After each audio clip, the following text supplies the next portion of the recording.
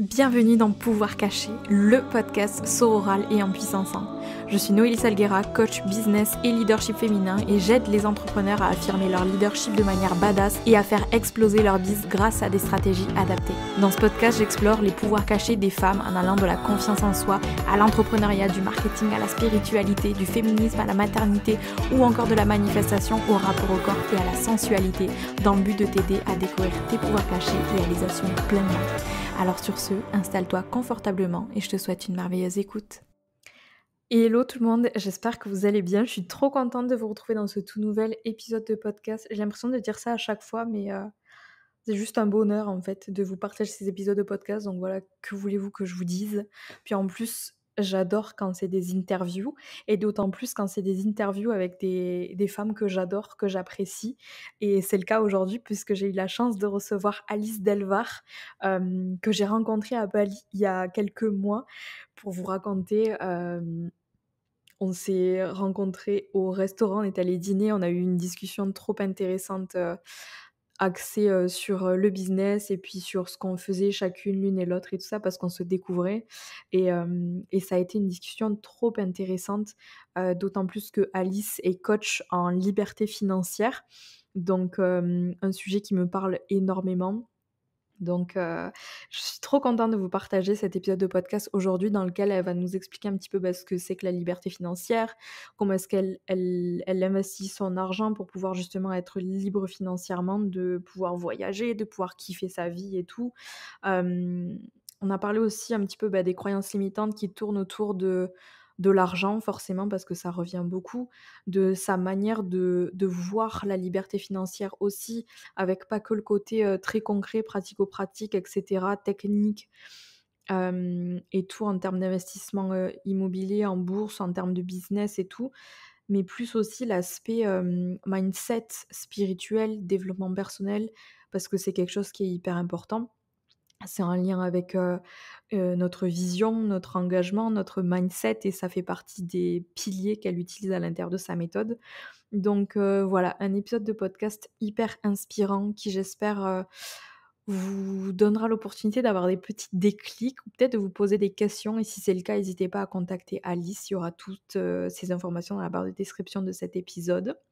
Donc voilà, j'espère que ça va vous plaire. Si c'est le cas, pensez à partager l'épisode sur les réseaux sociaux en nous identifiant à Alice et à moi. Pensez à vous abonner au podcast pour ne louper aucun épisode et puis à laisser un petit avis sur votre plateforme d'écoute préférée si jamais vous avez envie de nous soutenir. Et voilà, sur ce, installez-vous confortablement et je vous souhaite une merveilleuse écoute.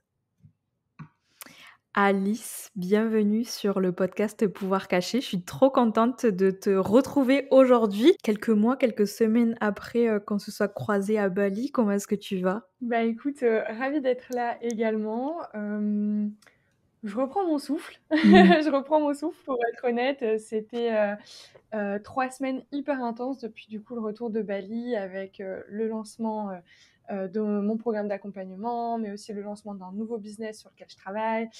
Et puis pas mal de mouvements aussi niveau énergétique et perso. Je pense qu'on a tous été un peu, un peu chamboulés ces derniers temps, j'ai l'impression, à différents niveaux. Donc voilà, là on arrive depuis lundi sur une pente descendante et ça fait du bien.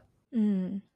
Ouais, ça fait du bien et c'était la saison des éclipses, Mars rétrograde et tout. Je pense que ça a assommé plus d'une personne, donc ça m'étonne même pas de. Et puis en vrai aussi, quand tu rentres d'un voyage comme ça, je pense qu'il faut un petit temps d'acclimatation quoi pour se remettre dans le bain.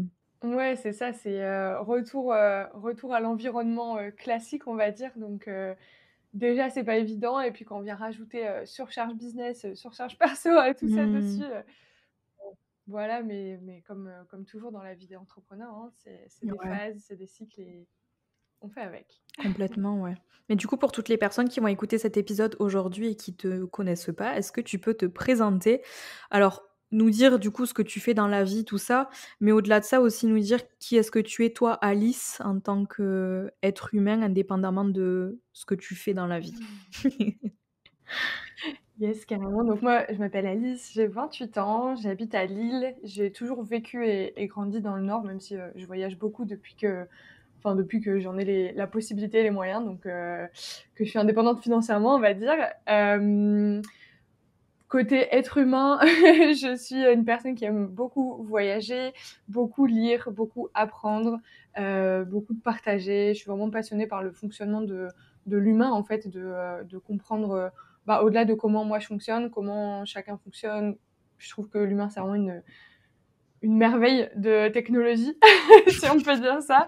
Alors, la planète et le monde entier, je suis en admiration sur voilà, la façon dont la nature fonctionne, mais je trouve que particulièrement l'humain, c'est assez passionnant de s'y intéresser. Donc, je m'y intéresse beaucoup. Et au-delà de ça, du coup, côté pro, je suis multi-entrepreneur investisseuse. Donc, j'investis dans l'immobilier depuis 8 ans maintenant. Et en termes de business, donc mon activité principale, c'est de l'accompagnement à la liberté financière, où j'aide donc les personnes à construire leur propre patrimoine pour devenir libres financièrement. Et j'ai également une conciergerie, donc qui fait de la gestion de location courte durée pour les propriétaires qui n'ont pas envie de s'en occuper.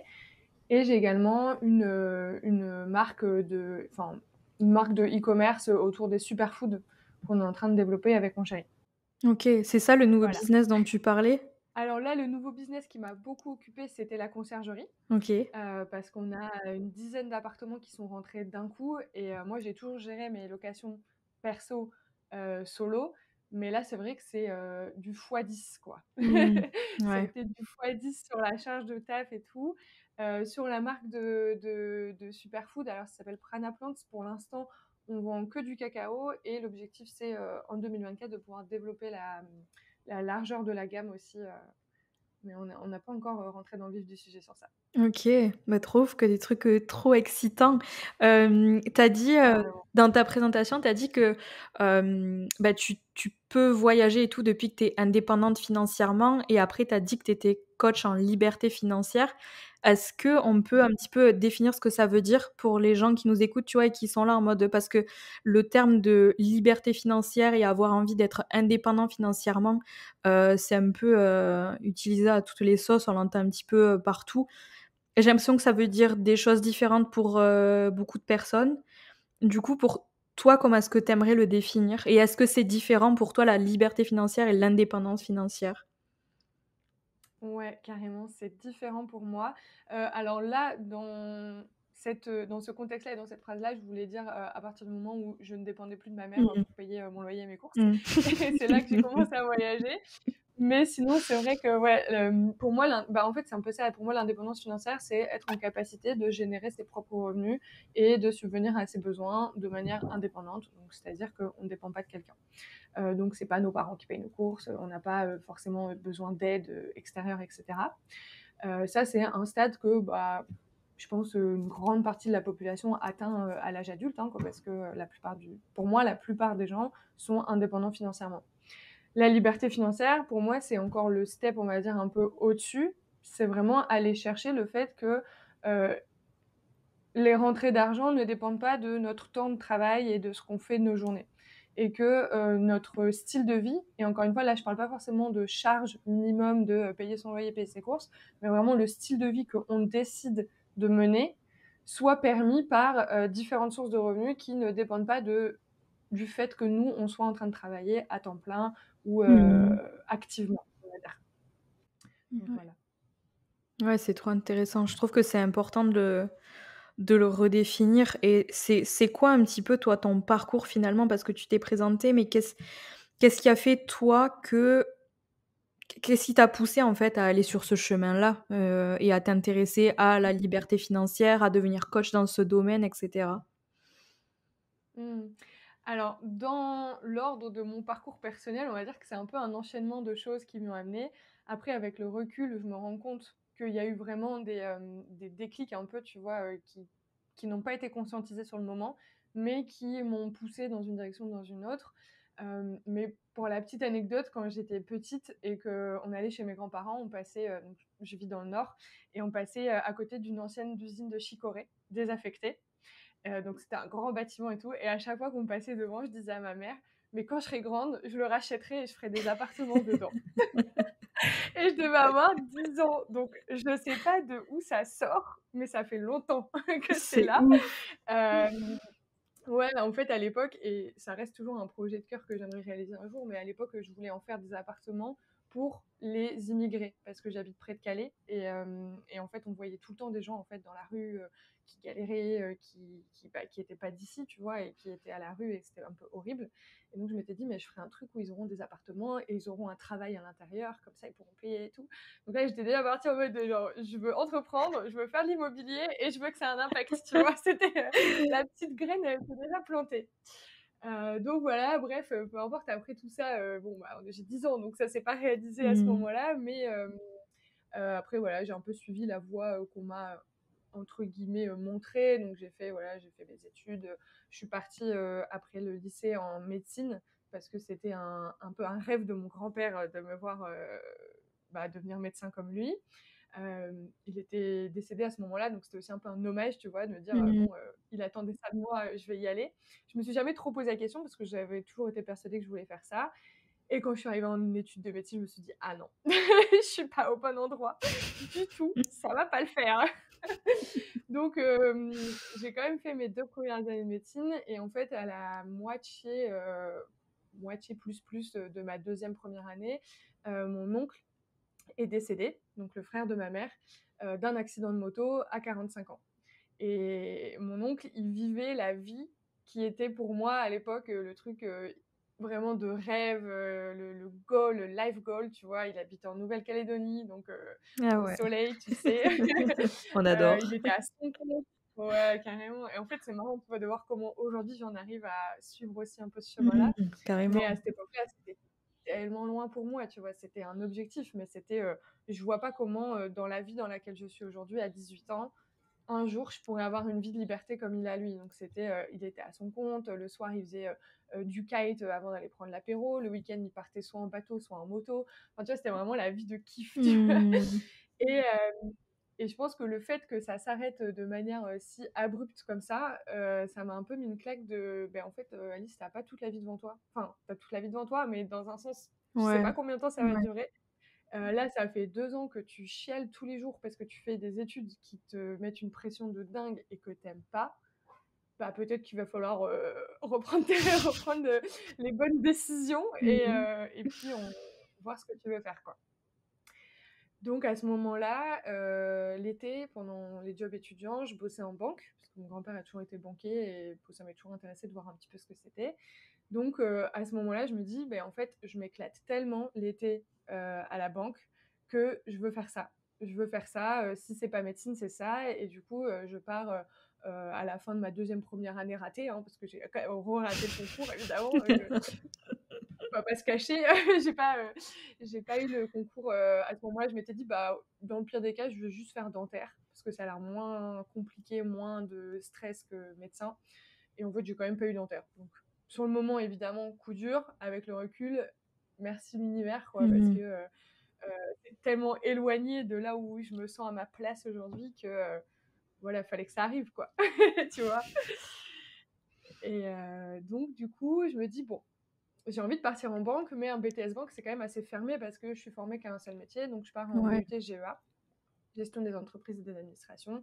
Et du coup, c'est là où je me rends compte que, bah, en fait, ouais, j'adore tous les aspects de la gestion d'entreprise, quoi. J'ai pas une matière préférée, tout me passionne, même les trucs que tout le monde trouve relous, genre la compta et tout. Moi, je suis en mode, c'est génial de comprendre Mmh. comment ça marche et tout. Et je me dis, bon, là, il y a vraiment un truc. Et voilà, je pense que là, c'est confirmé ma volonté que je voulais être à mon compte, entrepreneur, etc., même si je savais pas encore comment à ce moment-là. Et en parallèle, suite au décès de mon oncle, j'ai touché de l'argent et j'ai fait mon premier investissement immobilier pour acheter ma résidence principale.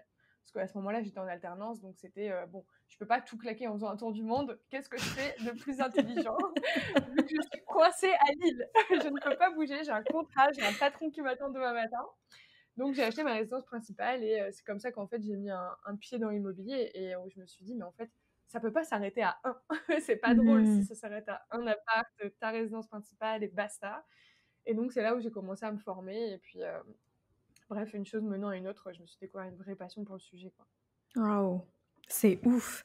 C'est ouf comment tout a du lien et comment tu es revenue finalement à cette petite graine, tu sais, qui avait germé quand tu avais 10 ans. C'est magique et aujourd'hui, du coup, pour qu'on ait un petit peu une idée de, comment est-ce que tu fonctionnes? C'est quoi la répartition du coup de ton patrimoine par classe d'actifs? Si on peut avoir genre, une visu un peu globale. Ouais, question intéressante parce que je me la suis jamais posée comme ça. Mais on va dire que, bah, immobilier, ça va quand même être 90 de mon patrimoine, aujourd'hui parce que j'ai, un immeuble de 6 appartements à Roubaix, j'ai ma maison à Lille et j'ai, un appartement à Boulogne-sur-Mer et je suis en train d'en acheter un deuxième. Donc c'est vraiment une grosse partie de mon patrimoine. Après, comme j'ai revendu mon premier appartement, j'ai aussi toute la partie de plus-value OK. que j'ai faite sur ce bien-là, que j'ai investi en bourse. Donc, on va dire que, ouais, bon, allez, peut-être 15-85, quoi. 15% bourse, 85 IMO. Après, le business, je le compte pas vraiment comme il n'est pas valorisé, mon business, tu vois. OK, Donc, c'est un peu plus ouais, compliqué à ouais. positionner là-dedans, mais voilà. OK, et du coup, est-ce que tu perçois déjà des revenus du capital ou et est-ce qu'en fait, est-ce que tu réinvestis derrière, constamment dans de nouveaux investissements ou enfin, tu gères comment tout ça? Les 2. Donc ouais, je touche déjà des revenus parce que moi, ma vision, c'est vraiment que si je peux investir mon argent et qu'il me rapporte plus d'argent aujourd'hui, Ouais. bah, je vais aller chercher ça et je vais pas l'investir en me disant: «Oui, ça me rapportera de l'argent plus tard». Aujourd'hui, avec mon expérience, la façon dont je me suis formée et cetera, je sais très bien que je peux investir aujourd'hui, gagner du cash flow positif aujourd'hui, donc des revenus nets dans ma poche positifs et en même temps, tout en sachant que je vais faire une plus-value sur le long terme. Donc Mmh. pour moi, j'ai pas envie de me priver de l'un pour favoriser l'autre. Les 2 sont possibles, donc go. Et après, ouais, effectivement, bah, en gros, moi, mon objectif, 1 avec l'immobilier, c'était de pouvoir générer 2 000 € par mois net pour pouvoir quitter mon job et me dire: «OK, maintenant je fais ce que je veux». Ouais.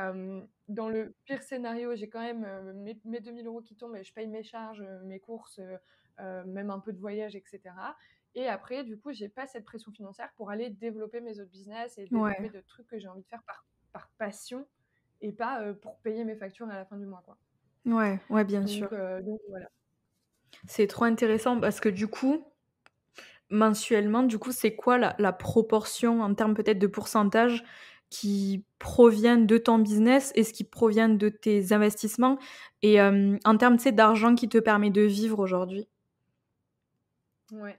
Alors là, on est sur une période où c'est un peu une période de transition. Moi, ça fait du coup, 6 mois que j'ai lancé, mon business à fond et du coup, je suis encore sur la période où, je touche le chômage. Donc l'argent que je génère avec mon business, pour l'instant, il augmente ma Ouais, trésorerie et je le ouais. paye pas encore, mais je vais y passer très bientôt parce qu'en fait, tu vois, enfin, mon niveau de vie, ne correspond pas à à ce que j'ai, avec, le chômage et c'est OK Ouais, parce que c'est aussi pour ça que j'ai créé mon business, quoi. C'était pour me dire que, bah, peu importe le niveau de vie et le lifestyle que j'ai envie de vivre, bah, je fais en sorte de créer le revenu qui me bien permet de le vivre, sûr. tu vois? Et du coup, Ouais. je suis hyper heureuse de pouvoir, l'avoir enfin, d'être arrivée à ce stade-là. Après avec l'immobilier, je pourrais enfin là, je suis en mesure de me verser 2 000 € par mois. Mais pareil, je le fais pas parce qu'aujourd'hui, j'en ai pas besoin, tu vois? Pour moi, Ouais. c'était plus j'avais besoin d'avoir cette sécurité de me dire que s'il y a plus d'argent qui rentre Oui. par, Ouais. par quelque autre biais, je peux toujours me payer ces 2 000 € et ça, c'est toujours un fait.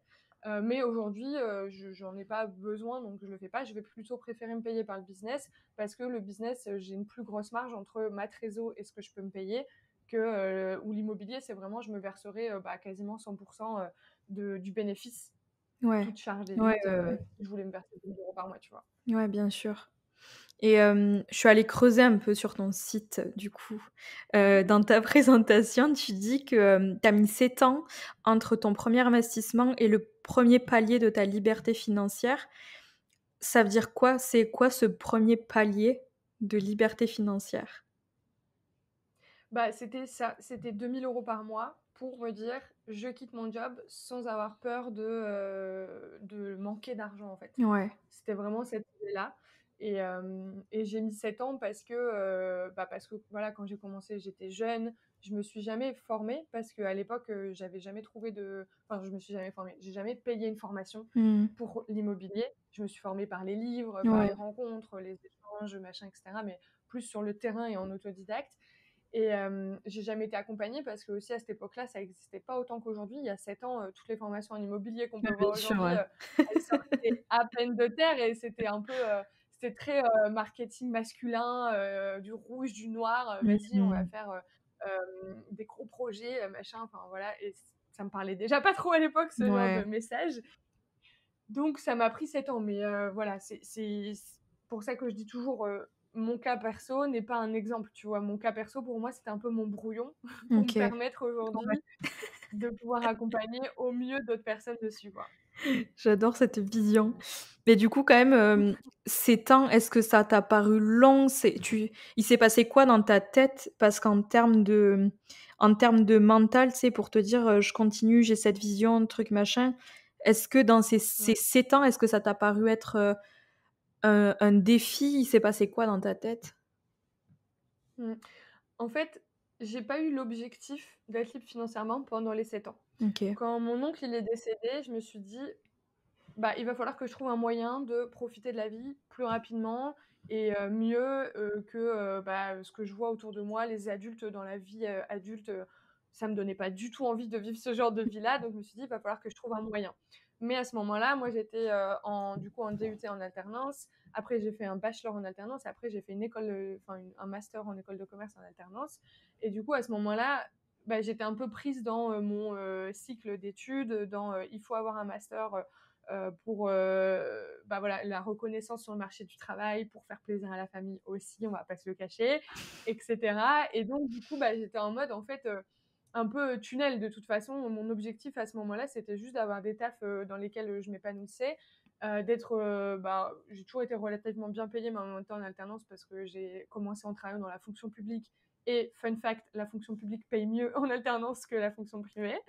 Hem Et du coup, moi, à cette époque-là, mon côté, il faut que je profite de la vie, c'était, bah, du coup, je voyageais quasiment, 1 ou 2 fois par mois le week-end ou des longs week-ends, je sortais beaucoup avec mes amis, machin et cetera et à ce moment-là, ça me donnait un peu cette sensation-là dont j'avais besoin de, je profite de la vie. Mmh.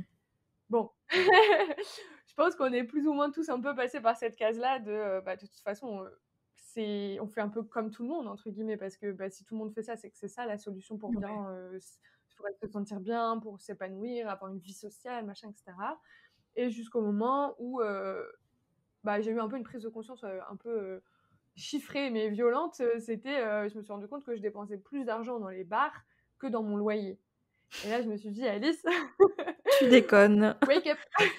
Ouais, voilà, c'est ça et du coup, là, je me suis dit: «OK, bah, c'est quoi un peu les autres façons?» En plus, en parallèle, j'ai commencé à me former et m'informer sur comment je fais pour refaire de l'immobilier, alors que j'ai déjà ma résidence principale. C'est quoi les solutions? À cette époque-là, je connaissais rien du tout, Mmh. et donc je me suis dit: «Mais en fait, voilà, si je veux pouvoir refaire un projet IMO, il va falloir que je reprenne mes finances en main et ça va me permettre d'avoir plus de revenus». Mais encore à ce moment-là, c'était plus de revenus, mais j'avais pas encore cette vision, globale de comment ça allait pouvoir me permettre de quitter mon job ou autre, à ce moment-là. Ouais. Je dirais que vraiment la vision de là, je pose les choses à plat, je me fais un plan d'action, je calcule combien chacun de mes investissements me ramène et combien moi je veux pour vivre ma vie comme je l'entends. Là, j'ai vraiment tout posé il y a, 3 ans. Et du coup, après les 3 ans, beh, forcément, tu vois, quand tu sais où tu vas et quand Mmh. tu sais comment y aller, ça va beaucoup plus vite. C'est Ouais, bah, beaucoup oui, plus efficace. Donc forcément. voilà, les 4 ans où j'étais en études, c'était un peu, au fur et à mesure du flot de la vie, de ce qui se passe et après mes études, j'étais en mode: «OK, ça fait 6 mois que je suis en CDI, j'en peux plus, comment je fais?» Mmh. Comment je fais pour aller au plus vite à mes objectifs? Ouais. Ouais et juste pour revenir, tu disais, que tu as repris tes finances en main. C'est, Mmh.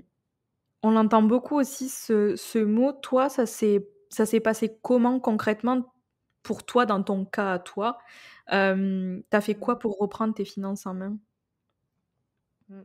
Moi, je suis pas du tout une adepte des budgets précis, des enveloppes, des machins et tout, parce que je reste persuadée que toute l'énergie qu'on peut mettre sur réduire ses dépenses, faire attention à ses dépenses, on peut la prendre et la mettre sur comment gagner plus, tu vois? Et que ça va être beaucoup plus efficace et on Mmh. va être beaucoup plus dans une énergie d'abondance et de, d'ouverture et d'expansion en concentrant cette énergie-là sur OK, Ouais, comment je gagne plus carrément. pour me faire plaisir sans me priver, que si tu prends toute la même énergie et que tu la passes à te dire OK, où est-ce que je peux gagner 50 euros par mois, où est-ce que je peux réussir à gratter, etc., pour me, entre guillemets, priver, mais en fait, on resserre un peu, tu vois, l'étau.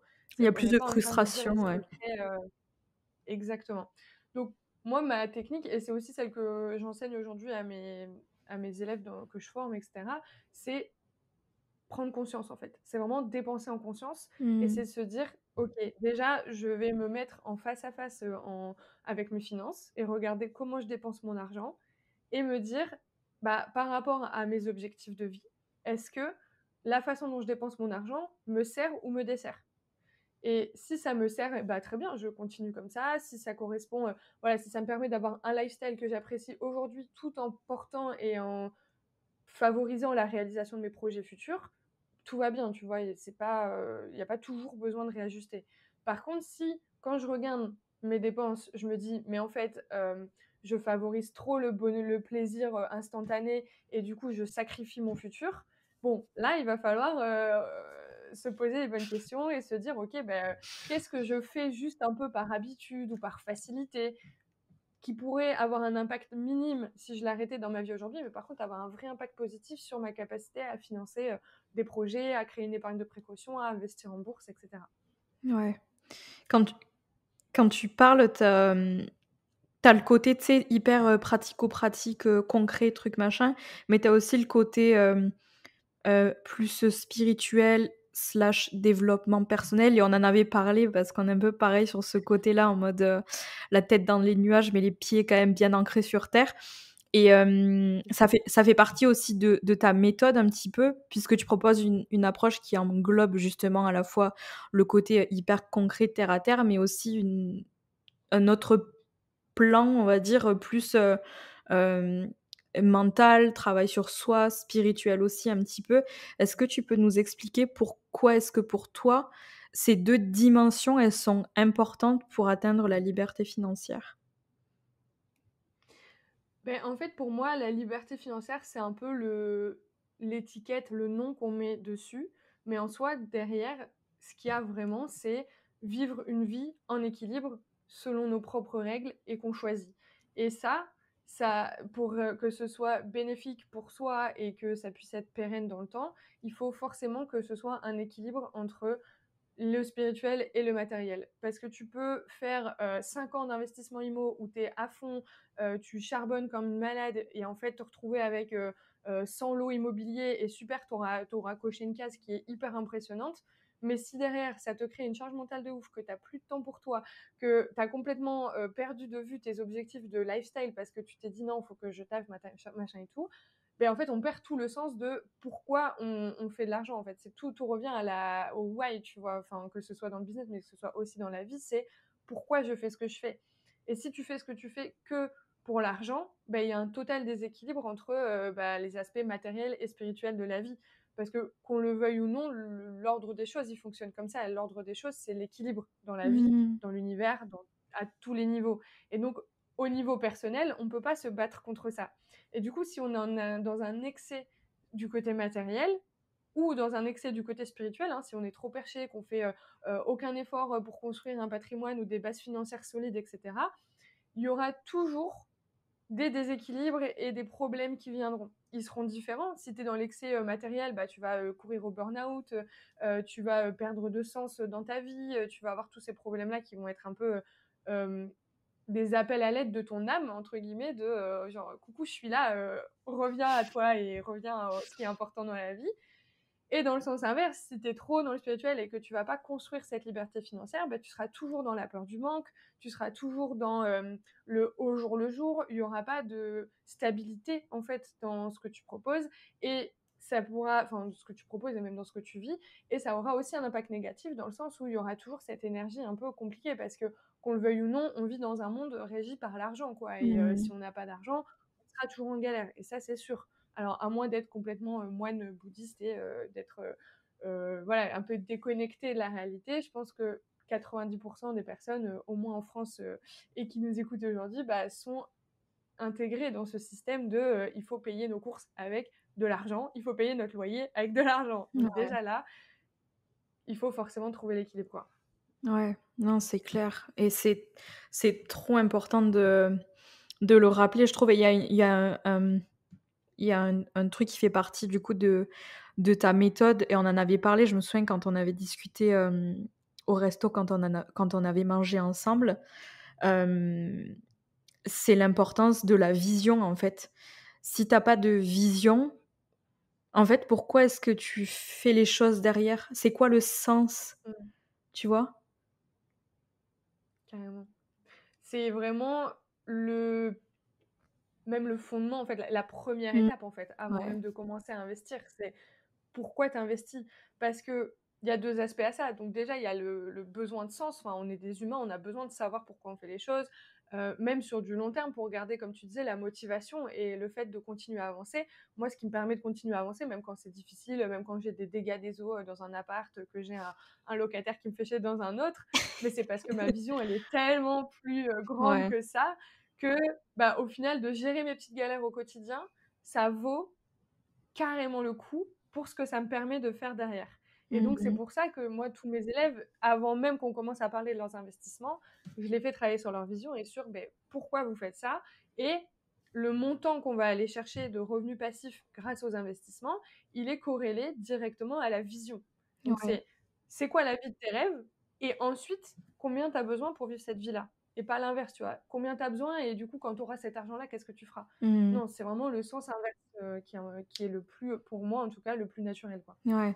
Ouais, je te rejoins grave sur ce point-là, tu vois? Et c'est aussi la manière dont j'accompagne mes clientes. Alors, on n'est pas sur la liberté financière, on est plus, du coup, sur le business, la confiance en soi et cetera. Mais pour moi, pareil, c'est le 1er palier, si tu veux, c'est les fondations de tout le reste derrière.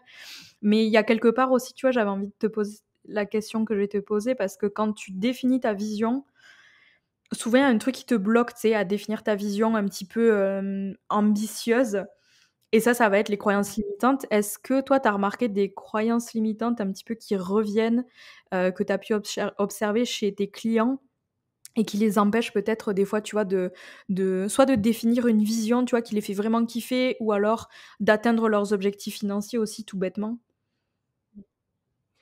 Alors évidemment, on travaille sur les croyances limitantes Mmh. avant, avant de travailler la vision parce que, je dis tout le temps que si ton mindset il est fermé, ta Ouais. vision elle sera enfin elle sera, médiocre par rapport à ce que tu mérites et ce que tu as vraiment envie au plus profond de toi et donc les efforts que tu vas mettre en face, ils seront aussi complètement limité parce que tu as beaucoup moins envie de te lever le matin pour aller faire des visites un samedi, si c'est juste, pour, pouvoir, je sais pas moi, aller au resto une fois de plus par mois, tu vois? Enfin, c'est un exemple vraiment très minuscule, mais voilà et donc du coup, évidemment, on travaille d'abord sur les croyances limitantes et des croyances limitantes autour de l'argent, de la liberté financière, il y en a Eh oui. beaucoup. Heu, ce qui revient le plus souvent, c'est: «Il faut travailler dur pour gagner de l'argent, donc ça peut pas marcher» entre guillemets, ce que moi je propose et tout. Alors que, pour remettre dans le contexte, c'est quand même des personnes qui ont payé mon accompagnement. Donc c'est que consciemment, il y a une partie d'elles qui savent que c'est possible. Mais quand je les fais travailler sur, cette partie-là un peu plus inconsciente et sans être en interaction avec moi, parce que ça, elles le travaillent de leur côté, elles sont vraiment, face à elles-mêmes. Oui, bah, il y a ça qui ressort, donc faut travailler dur pour gagner de l'argent. Si c'était si facile, tout le monde le ferait. Ça, beaucoup, beaucoup, c'est très intéressant. Heu, Pas mal aussi, l'argent, ça rend les gens mauvais. Mmh. Ouais. Parce que en fait, les gens riches dont on entend le plus parler, c'est pas forcément les plus gros exemples de moralité. Mmh. Pour autant, ça veut pas dire il y a pas des gens riches qui font des choses bien et dont on n'entend pas parler. Donc ça, c'est aussi remettre, voilà, du contexte dessus. Mais ouais, c'est principalement ça, quoi. Ça doit être dur. Si c'était facile, tout le monde le saurait et j'ai peur de, devenir une personne différente ou que, ça me fasse, m'éloigner de mes valeurs personnelles peut-être, Ouais. je pense. Et du coup, tu réponds C'est ça. quoi, aux personnes qui ont ce genre de croyances? Mmh. Heu, le premier truc, c'est vraiment d'aller tirer le fil de où me vient cette croyance. parce que, elle peut venir de plein de niveaux Mmh. différents et il faut aller la régler au niveau où elle est arrivée quoi, entre guillemets. Parce qu'il y a des choses qu'on entend à longueur de journée quand on est enfant parce que c'est nos parents qui le racontent Ouais. et il y a des choses qu'on vit à la première personne parce que, je sais pas, on a fait un mauvais investissement et on a tout perdu. Donc du coup, c'est déjà aller chercher à quel niveau s'est créée la croyance pour aller la résoudre à cet endroit-là. Et ensuite, il y a plusieurs choses. Ça va être, formuler une croyance inverse qui soit positive. Mais ça va être aussi cette croyance-là de pas forcément juste l'ignorer, mais de se demander, qu'est-ce que cette croyance m'a apporté de positif? Et parce qu'en général, les croyances limitantes ou négatives, elles sont aussi là pour nous protéger de certaines Complètement, ouais. situations Mmh. et nous empêcher de, voilà, de trop nous exposer. Donc c'est déjà, voilà, d'où ça me vient? Qu'est-ce que ça m'a permis et de quoi ça m'a protégée? Est-ce que j'en ai encore besoin ou pas? Et généralement, quand on en arrive à ce niveau-là de conscience de: «OK, je sais d'où ça vient, je sais pourquoi c'était là», bah non, c'est OK, j'en ai plus besoin, je peux la Ouais. laisser partir. Merci à cette Mmh. croyance. Let's go, j'ai plus besoin de toi, mais merci. Et ensuite de là, pouvoir remplacer et se dire: «OK, bon, maintenant, qu'est-ce qui pourrait remplacer ça?» Parce que de toute façon, la nature a horreur du vide. Si on laisse le trou, il va être remplacé par une autre croyance qu'on va absorber à droite, à gauche, je sais pas moi, des messages dans les médias, les copains qui racontent à longueur de journée quelque chose. Donc là, on choisit nous-mêmes consciemment de venir remplir cet espace-là avec quelque chose qui est bénéfique et de conscientiser et de choisi pour remplacer cette croyance qui nous freinait, en fait. Ouais, ouais. En fait, je prends souvent cet exemple avec mes clientes, c'est une fois que tu as identifié la croyance pour tu te demandes d'où est-ce qu'elle vient et cetera. Est-ce qu'il y a un truc qui s'est passé ou est-ce que tu as entendu ça et tout pour essayer de comprendre comment est-ce que la croyance t'a servi positivement aussi. Mais aussi c'est aussi, tu sais, se repositionner aujourd'hui et se dire: «Avec quel filtre est-ce que je suis en train de regarder ma vie?» et arriver à identifier, là, aujourd'hui, je vois ma vie avec je prends l'exemple des lunettes. Peut-être que je porte les Mmh. lunettes que la petite, Noélie portait quand elle avait 8 ans et que, cette croyance-là a été implantée à ce moment-là et du coup, aujourd'hui, je vois toujours ma vie avec le filtre de mes lunettes-là et en fait, c'est enlever ces lunettes-là et essayer de voir la vie en tant que qui je suis aujourd'hui, qui est-ce que j'ai envie d'être et en prenant conscience des preuves que j'ai aujourd'hui que ma croyance, elle est fausse. Parce qu'en fait, les croyances que tu as aussi, elles sont basées sur les preuves qui t'ont été fournies, dans le passé quand ça a été implanté. Mais aujourd'hui, si tu enlèves ces lunettes et que tu regardes autour de toi, objectivement, ta croyance, elle est pas vraie parce que tu as plein de preuves autour de toi que c'est pas vrai pour d'autres personnes. Tu vois ce que je veux dire? Mmh. Et une fois que tu arrives à te Oui, oui. repositionner comme ça et te repositionner, à ce moment-là d'aujourd'hui en observant en tant qu'adulte aussi, tu vois? Tu as pas le recul que tu avais quand tu étais plus jeune. Tu prends conscience que tu portes des croyances qui, oui, t'ont servi à un moment donné, mais qui aujourd'hui te desservent et que tu as la preuve qu'aujourd'hui, il y a plein de personnes qui ont des croyances plus bénéfiques que la croyance, limitante que toi tu as et que ça leur sert plus positivement, Mmh. tu vois? Mais c'est, Mmh. vas-y. Non, mais du coup, pour rebondir sur ce que tu disais, c'est que oui, à un moment, ils ont eu la preuve autour d'eux que cette croyance était vraie et du coup, ils l'ont intégrée. Et donc, il y a aussi, dans le travail que je fais avec mes élèves, de leur dire que, en fait, à un moment, c'est aussi OK d'avancer avec ses croyances limitantes Mmh. et de Ouais. l'avoir et de savoir qu'elle est là et que, OK, elle a pas complètement disparu, mais moi, je suis là au quotidien pour les aider à avancer. Il y a les Mmh. coachings chaque semaine et du coup, step by step, on avance et qu'en fait, au bout d'un moment, quand ils auront réalisé par eux-mêmes le projet, par exemple immobilier, ils auront la preuve absolue que c'est possible et là, les croyances, elles vont disparaître Ouais. aussi. Tu Aussi, vois? ouais, Les carrément. résidus un peu, au fond de moi, il y a quand même une petite partie qui est pas sûre que ce soit possible, mais en fait, il y a que le passage à l'action à Non, un mais moment complètement. qui peut Mmh. effacer le doute Mmh. et voilà. Complètement. Ce passage à l'action, il est trop important, il est primordial pour ça, pour construire de la confiance en soi aussi, dans se dire: «J'ai confiance en moi», dans le fait de me dire que je suis capable de, aussi, tu vois? Mmh. Et on en revient toujours à ça. Aujourd'hui, juste pour qu'on comprenne un petit peu, c'est parce que tu parles de tes clients, c'est quoi Mmh.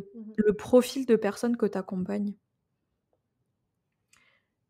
Alors le seul point commun, c'est que c'est des personnes qui veulent, devenir libres financièrement, OK, parce que sinon après, j'ai vraiment tout type de profil. J'ai des personnes qui sont au chômage, OK. j'ai des personnes qui sont entrepreneurs, qui commencent ou qui ont déjà un certain chiffre d'affaires bien établi. J'ai des salariés, j'ai des fonctionnaires, j'ai vraiment de tout en termes d'activité, on va dire. En termes d'âge, mes plus jeunes clients, je crois qu'ils ont 22 ans Mmh. et la plus âgée, je crois qu'elle a 43. Donc c'est quand même aussi assez varié, même si, Ouais. ben voilà, au-delà de 43 ans, je peux toujours vous accompagner. En fait, moi, ce que je dis tout le temps quand on me dit: «Oui, mais est-ce que c'est pour moi ou pas?» Je lui dis: «Bah» enfin, quand c'est des personnes un peu plus âgées, qui me demandent, je lui dis: «Mais si on te fait un plan d'action sur maximum 5 ans, est-ce que ça te rapproche de ta retraite et est-ce que tu aurais envie, du coup, de partir plus tôt à la retraite si c'était Ouais. possible?» tu vois? Et du coup, la plupart des gens, enfin voilà, quand tu as 50 ans, si on te dit: «Bah, tu peux partir à 55 au lieu de 64», bah, tu gagnes 9 ans de vie quand même, tu vois? C'est quand Mmh. même pas négligeable.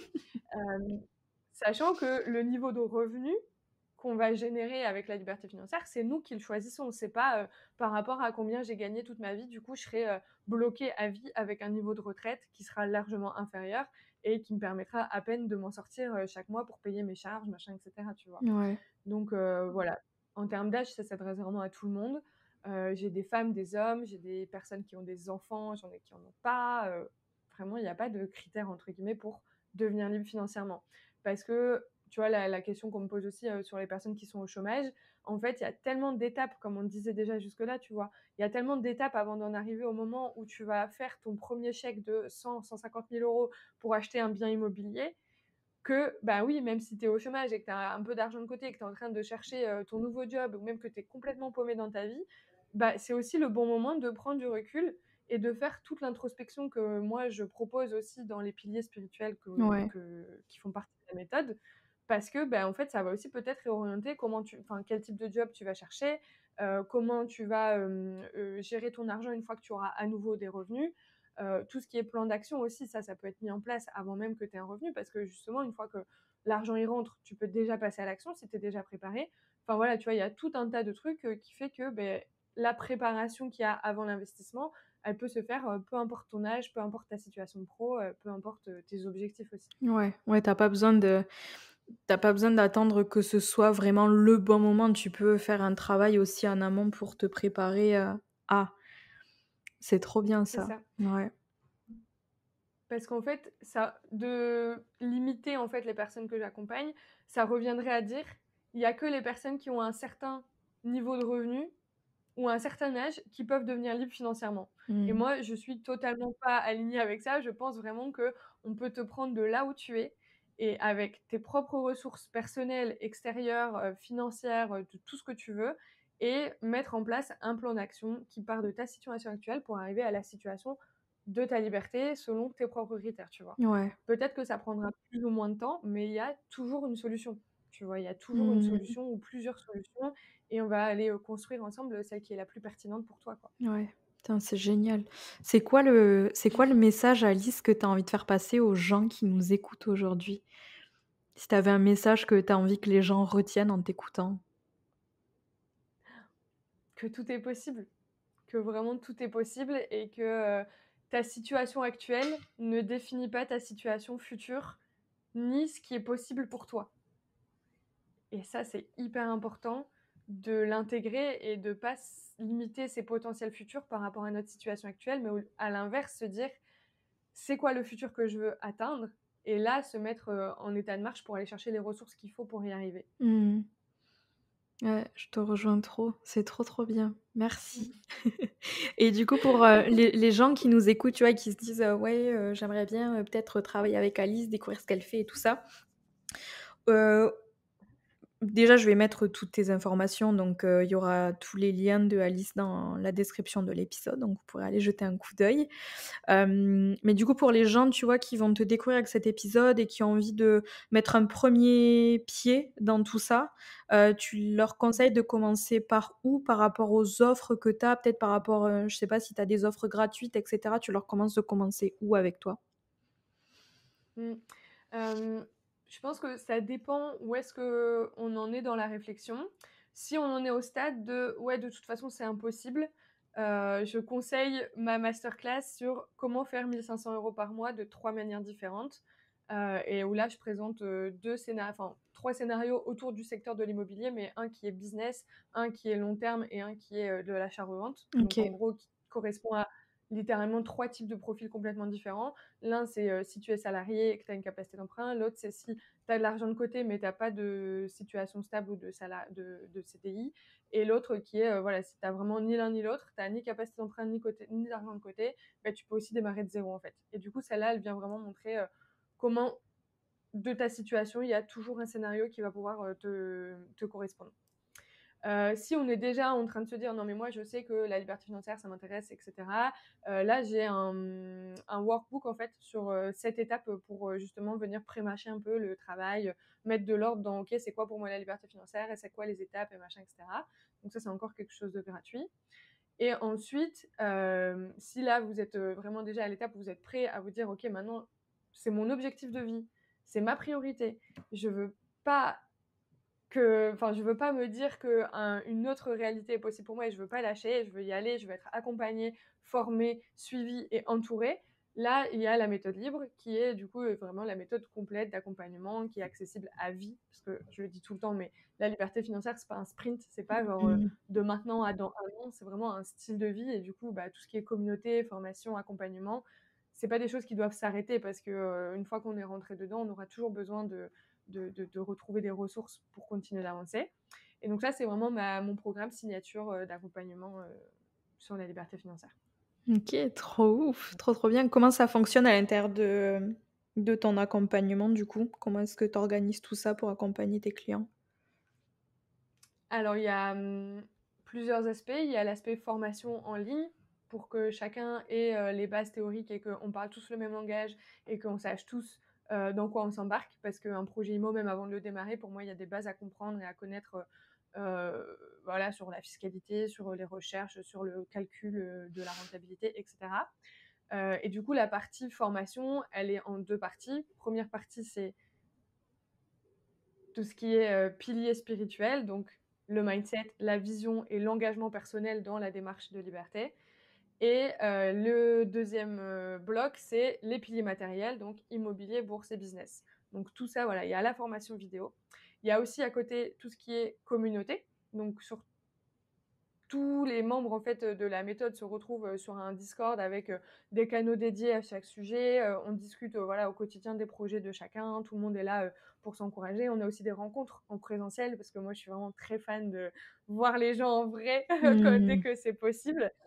Et puis, bah, évidemment, il y a l'accompagnement individuel et de groupe. Donc, l'individuel, c'est sur chacun de ces aspects-là, en fait, on a un appel individuel. Donc, sur le plan d'action, on va construire ensemble en direct ton plan d'action par rapport à ta situation actuelle que tu m'auras exposée, ta situation idéale sur laquelle tu auras bossé avec la formation sur la vision.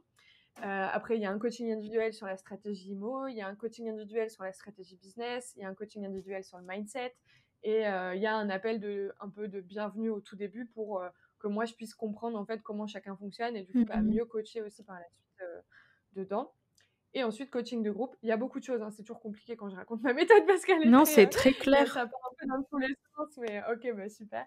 Et du coup, la partie coaching de groupe, donc tous les lundis soirs, coaching IMO, tous les jeudis midi, coaching business. Et là, c'est vraiment le côté, bah, garder le lien, garder le fil, garder la motivation, avoir les réponses à ces questions au fur et à mesure, pouvoir lever les doutes dès qu'ils se présentent et pas rester tout seul avec le petit hamster qui tourne dans sa cage en mode ah oui mais si je me trompe, mais si machin, mais s'il y a ça qui va pas, etc.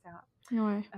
Et voilà quoi, tout ça, ça fait un joyeux écosystème qui fonctionne un peu pour tout le monde parce que là j'ai eu un premier retour de quelqu'un qui a signé son offre.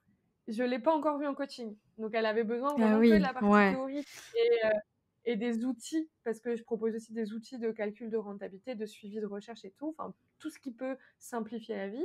Et donc en fait elle avait vraiment besoin de ça. Il y en a d'autres, ils ont signé leur offre, ils n'ont jamais ouvert la formation théorique parce que les coachings individuels et de groupe Leur leur ont suffit suffi. à Ouais. savoir où aller et avoir la réponse et l'information dont ils ont besoin au moment où ils en ont besoin. Donc voilà un petit peu comment ça fonctionne. C'est ouf. Et par rapport au pilier bourse, du coup, tu les accompagnes à faire quel type d'action, genre en termes d'investissement plus par rapport à la bourse, quoi? pas IMO? Alors moi, ma vision, par rapport à la bourse, c'est, une vision passive et long terme. Mmh. Moi, j'ai tout le temps pour moi, la bourse, c'est vraiment la force tranquille et le cash qu'on va générer grâce à l'immobilier et grâce au business, il va bien falloir en faire quelque chose et lui, enfin, au-delà de, voilà, payer nos charges et profiter de la vie et cetera, bah, en fait, tout «l'excédent» entre guillemets, l'idée, c'est d'aller le mettre dans la bourse pour constituer un patrimoine qui va grossir et cetera et cetera. Parce que la bourse, en fait, c'est le seul investissement, actif qui est totalement passif. Une fois que tu as mis l'argent en bourse, c'est pas toi qui fais en sorte qu'il fructifie pas, machin et cetera. Ouais, Voilà, toi, tu fais les choix de base, mais une fois que c'est lancé et tu fais rien. Et donc l'idée, c'est de se dire: «Beh, si un jour, je veux plus rien faire, vraiment, je veux passer, ma vie à faire, du bénévolat ou à lire des livres, au bord de mon lac», bah, je peux en ayant atteint X montant en bourse, en fait. ouais, Et du coup, on va calculer ce montant en bourse et ça vient donner, en fait, un, une cible long terme et ensuite on découpe, on se dit: «OK, bah, pour atteindre cette cible-là, bah, il va falloir que je mette tant, par mois sur tel type de bien et cetera», enfin tel type, de, portefeuille puisque, mmh, bah, il y a les assurances vie, PEA, il y a les comptes titres ordinaires et cetera et selon, bah, voilà, la sensibilité au risque de chacun, selon les valeurs aussi personnelles de chacun parce que, carrément, ouais. bah, forcément, tu vois, on attire aussi, un peu, des personnes qui nous ressemblent et pour moi, tout ce qui est, écologie, valeurs éthiques et tout, c'est Mmh. hyper important. Pour mes clients aussi et du coup, on va faire en sorte que, bah, leurs investissements en bourse soutiennent ce type de valeurs Ouais, personnelles qu'on peut ouais, avoir, tu vois? ouais, c'est trop important Voilà, ça parce que aussi. ouais. Que En fait, il y a rien d'informations. de pire que de se dire, qu'on construit un patrimoine qui va nous servir à nous, mais qui à côté, Ouais, ouais, détruit la mais planète ou, carrément, finance des trucs, que carrément. l'argent qu'on a durement gagné finance Ouais, des trucs avec lesquels on n'est pas du tout d'accord, quoi. Ça, carrément. c'est pas OK. Et ça, c'est important de le rappeler, tu vois? Parce que c'est, je sais pas encore trop aujourd'hui, mais j'ai l'impression, tu sais, que la bourse s'est vue, hyper mal en mode, je fais de l'argent sur le dos des autres en investissement dans des entreprises, qui font, au taquet de sous et qui ont un impact, ultra négatif aussi et en fait, Ouais. c'est important de rappeler que, bah, c'est possible aussi d'investir consciemment, de manière alignée Mmh. à ses valeurs, tu Mmh vois? mh. Parce que ça, c'est pas Tout il y a à pas tout fait. le monde qui le sait, Exactement. donc je suis trop contente que tu le rappelles là. Mmh. Et bah, écoute, Trop bien. merci pour toutes ces belles informations par rapport, à ta méthode, ta vision des choses, ta manière d'accompagner tes clients. J'espère vraiment que ça aura pu, tu vois, ouvrir l'esprit des gens qui nous auront écoutés, que ça leur a peut-être permis, tu vois, d'avoir des déclics et hésitez pas à envoyer des Mmh. messages, à Alice si jamais vous avez des questions ou quoi, après Bien sûr. avoir écouté l'épisode. Mais c'est pas fini, Alice. Tu as encore, 5 petites questions auxquelles il va falloir que tu répondes. C'est les questions flash. 5 questions pour que, c'est un petit peu des questions d'inspiration, tu sais, pour, essayer de voir un petit peu encore, qui tu es, qu'est-ce qui, vibre à l'intérieur de toi et tout ça. Parce qu'on est des Mmh. petits curieux, tous et toutes. Du coup, tu vas essayer de répondre aux questions, du tac au tac, le plus spontanément possible. Est-ce que tu es prête? OK. Ready. Si tu pouvais être un animal, lequel serais-tu et pourquoi? Un lion, sans hésiter, un lion, parce que c'est mon signe astro et que, j'ai vraiment eu une, révélation quand j'ai fait mon thème astral, Mmh. de comprendre ma personnalité et qui j'étais et justement arrêter d'essayer de shut down un peu une partie de moi parce que, ça rentrait pas dans les cases, machin et cetera et du coup là, j'ai vraiment, beaucoup plus incarné et voilà, pris de la place dans qui je Ouais. suis et je suis une lionne, quoi. Ah, j'adore. Un podcast que tu as écouté récemment et que tu as apprécié? Soit un podcast de manière générale ou Et alors un épisode particulièrement, peut-être que tu as envie de recommander? ouais. Alors, avant, j'écoutais beaucoup de podcasts, en ce moment beaucoup moins, mais et ça va être, très fun, mais le dernier qui m'a vraiment beaucoup impacté, c'est le tien avec, une invitée, je crois, Stéphanie Lefebvre sur les Oui. systèmes nerveux Mmh. Ouais. et en fait, je l'ai écouté en plein lancement où j'étais over, où j'en pouvais Oh plus et je me putain. disais: «Mais qu'est-ce qui se passe dans ma vie?» et là, je l'ai entendu et je me dis: «Ah ouais, OK, c'est ça que j'avais besoin d'entendre maintenant» et j'ai pris mon van, je suis partie dans la nature et Oh. rien que ça m'a fait, redescendre de ouf parce que j'avais compris que ouais, il y a un moment, faut laisser le système nerveux au repos, quoi. Même si Ouais, je le sais, hein, mais des fois, tu as besoin de petits trucs qui te le rappellent mais au moment complètement. où tu as besoin de l'entendre. Mmh. Et c'était ça. Trop bien. Un livre que tu souhaites recommander? L'éveil de la joie de Bruno Mmh. Giuliani. C'est un tout petit bouquin. Je l'ai là, mais c'est, vraiment un livre sur, comment et pourquoi et comment faire pour que, la joie soit le moteur dans notre vie et se détacher un petit peu de tout ce qui est superficiel, tout ce qui est superflu, au-delà de ça et se rappeler que, ouais, bah, l'amour et la joie, c'est vraiment le carburant de l'humain, quoi Mmh. et que waouh! C'est un des premiers livres que j'ai lu quand je commençais un peu mon éveil spirituel, et cetera et il m'a fait une telle claque de: «Mais Alice, pourquoi tu te fais chier avec tout ça?» Tu vois? Ouais. Enfin, pourquoi tu te, montes la tête sur des trucs qui n'ont aucune importance? Pourquoi tu stresses sur des choses qui seront même plus dans ta tête dans une semaine ou des choses comme ça? Et en fait, il fait un bien fou ce livre. Il est très fun, très léger, très un peu philosophique quand même, Ouais, mais très bien écrit. incroyable. C'est romancé un petit peu ou pas du tout? Ou c'est très dev perso? Pas du tout. OK. Non, c'est plus, ouais, dev perso, S philosophie, OK.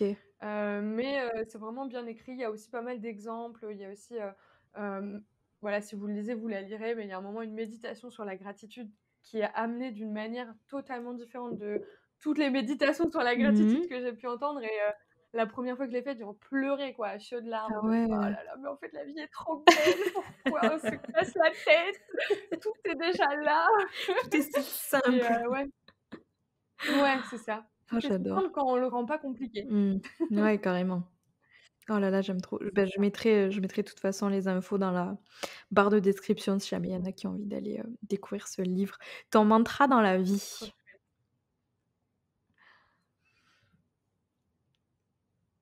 Tout est possible. Mmh. Je pense vraiment c'est ça. Je pense que c'est vraiment tout est possible, que ce soit personnellement, professionnellement, que ce soit, une situation dans laquelle on se sent coincé, tout est possible. Un rêve qu'on veut atteindre, tout est possible. Mmh. J'adore. Ouais. Et vu que c'est un podcast, sororal dans lequel j'interviewe, uniquement des femmes, pour donner la Mmh. parole aux femmes justement, de leur donner de l'espace, tu vois, d'être entendues parce que dans les médias, c'est pas souvent ce qui se passe. C'est qui l'entrepreneur qui t'inspire le plus? Mmh. Quelqu'un que je connais ou pas Pas forcément? forcément, quelqu'un qui t'inspire. Hem